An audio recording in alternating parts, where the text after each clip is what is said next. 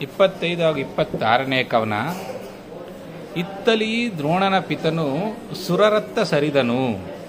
ಕೆಲವು ದಿವಸಕ್ಕೆ ತಪೋವನದಲ್ಲಿ ವಿಪ್ರಕ್ರಿಯೆಗಳನ್ನು ಮಾಡಿ ಹೊತ್ತ ದಾರಿದ್ರ್ಯದಲ್ಲಿ ಮನಮರುಗುತ್ತ ದೇಶಾಂತರದೊಳಗೆ ತೊಳಲುತ್ತಾ ಬಂದನು ತನ್ನ ಮಗನ ಸಹಿತ ಅಡವಿಯಲ್ಲಿ ದ್ರೋಣ. ಅಂದರೆ ಇತ್ತ ಭಾರದ್ವಾಜನು ಸ್ವರ್ಗಾಸ್ಥನಾದನು. ದ್ರೋಣನು ತಂದೆಗೆ ಉಚಿತವಾದ ಅಂತ್ಯಕ್ರಿಯೆಗಳನ್ನು ನಡೆಸಿದನು. ತನಗೊದಗಿದ ಬಡತನದಿಂದ ಮನಸ್ಸಿನಲ್ಲೇ ದುಃಖಿತಸ್ಥನಾದ ತನ್ನ ಮಗನಾದ ಅಶ್ವತ್ಥಾಮನೊಡನೆ ದೇಶಾಂತರದೊಳಗೆ ತಿರುಗಾಡುತ್ತಾ ಬಂದನು ದ್ರೋಣ. 26ನೇ ಕವನ. ಪರಶುರಾಮಾಶ್ರಮಕ್ಕೆ ಮುನಿಯ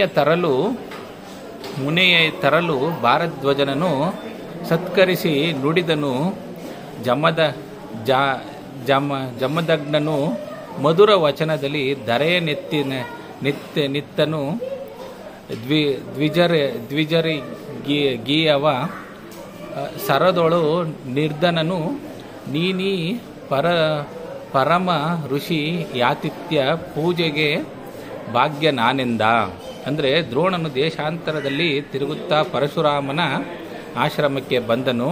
ಜಮದಗ್ನಿಯ ಮಗನಾದ ಪರಶುರಾಮನು ಭಾರದ್ವಾಜನಾದ ದ್ರೋಣನನ್ನು ಸತ್ಕರಿಸಿ ಸವಿ ಮಾತುಗಳಿಂದ ಹೀಗೆಂದು ಹೇಳಿದನು.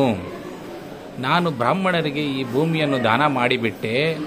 ನನ್ನಲ್ಲಿ ಈಗ ಧನವಿಲ್ಲ. ನಾನಾದರೂ ಮಹರ್ಷಿ, ನಿನ್ನಂತಹ ಅತಿಥಿಗೆ ಸರಿಯಾದ ಅರ್ಚನೆಯನ್ನು ಮಾಡಲು ದ್ರವ್ಯವಿಲ್ಲದೆ ಅಭಾಗ್ಯನಾಗಿದ್ದೇನೆ ಎಂದು. ಧನ್ಯವಾದಗಳು.